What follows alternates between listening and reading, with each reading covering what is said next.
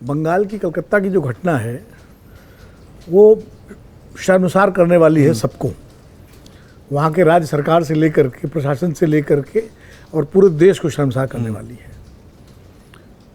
निर्भया कांड के बाद उम्मीद जगी थी, जिस तरह से पूरे देश में विरोध हुआ था, फिर जिस पे संसद ने संज्ञान लिया, पोस्को कानून बना, फंड बना, निर्भया फंड बना, और लगा कि इस तरह की घटनाएं जो है तो लगाम लगेगी, लेकिन उसके बाद भी लगाम नहीं लगी।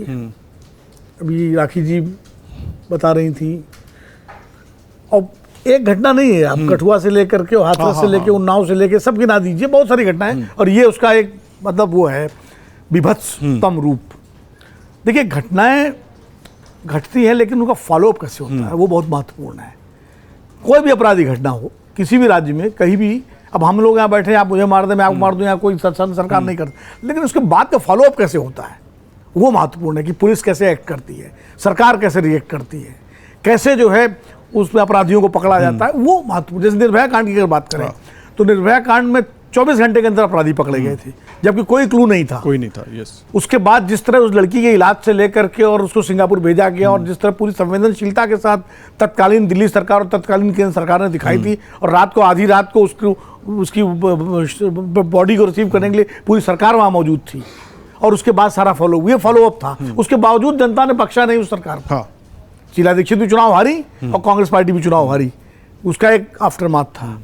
तो घटनाएं, अब जो रिएक्शन पुलिस का था बहुत ही शर्मनाक था, जिस तरह सरकार का रिएक्शन था बहुत शर्मनाक था, लिपापोती की जो कोशिश हुई बहुत शर्मनाक थी, और उसके बाद जो प्रोटेस्ट कर रहे प्रदर्शनकारी डॉक्टरों पर जिस तरह हमला हुआ भीड़ का, वो सबसे ज़्यादा शर्मनाक था। सही कहा रामपाल जी ने कि उत्तर प्रदेश में भी सरकारें रही हैं, उनके टाइम भी तमाम घटनाएं हुई, लेकिन ऐसा नहीं हुआ कि भीड़ जो न्याय की मांग कर रही है उसी पर हमला कर दे, ऐसा कभी नहीं हुआ। ये भी अपने आप में एक बेहद शर्मनाक है। लेकिन मैं बार बार इसको भी जोड़ता हूँ, अभी परसों उत्तराखंड में एक घटना हुई नर्स की, वो भी उसका शव पाया गया, उसकी चर्चा नहीं हो रही है। ये जो सेलेक्टिव अप्रोच हमारी है ना, ये ठीक नहीं है। आप बंगाल पर जितनी मजम्मत करनी है ममता बनर्जी उनकी सरकार की, उनके प्रशासन करिए, लेकिन उत्तराखंड की उस बेटी को भी, उसकी भी चर्चा होनी चाहिए। अब वो चूंकि अब उसके पीछे कोई बहुत वर्गीय समर्थन नहीं है, तो उसकी चर्चा नहीं होगी। 2 महिलाएं जिंदा गाड़ दी जाए मध्य प्रदेश में, रीवा जिले में, उसकी चर्चा ही ना हो मेन स्ट्रीम मीडिया में। ये जो सेलेक्टिव अप्रोच पॉलिटिकल पार्टीज की और मीडिया की है, मुझे इस पर भी आपत्ति है। बंगाल की घटना की घोर निंदा करते हुए, घोर भर्त्सना करते हुए, और ममता बनर्जी की पूरी जिम्मेदारी है इसके लिए, इस पर उनको वो इसे बच नहीं सकती कि आप जुलूस निकाल के कह दें कि 7 दिन के अंदर फांसी दी जाए। एक न्यायिक प्रक्रिया है, उस प्रक्रिया के तहत ही चीज़ें होती हैं, चाहे सीबीआई जांच करे चाहे पुलिस जांच करे। लेकिन मैं ये कह रहा हूँ कि सीबीआई जांच भी जो है, मैं बात खत्म कर रहा हूँ, अब सुशांत सिंह राजपूत की मौत पर कितना हल्ला मचा, सीबीआई जांच हुई, आखिर में फाइंडिंग वही निकली जो महाराष्ट्र पुलिस की थी, जो मुंबई पुलिस की थी, आज तक वही एम्स की रिपोर्ट निकली। तो मैं इसमें कलकत्ता पुलिस को कतई बरी नहीं कर रहा हूं, मैं कह रहा हूं कि सीबीआई भी आखिर एक संस्था है, और ये राज्य पुलिसों की नाकामी है कि जब कोई घटना घटती है तो हम सीबीआई जांच की मांग करते हैं। प्राथमिक जिम्मेदारी तो स्टेट पुलिस की है, कोई ईमानदारी से जांच करे, अपराधियों को तुरंत पकड़े, जो मैंने दिल्ली पुलिस का उदाहरण दिया निर्भया कांड में। लेकिन अगर जनता को स्थानीय पुलिस से संतोष नहीं है क्योंकि राजनीतिक संरक्षण मिला हुआ, तो सीबीआई जांच की मांग उठती है।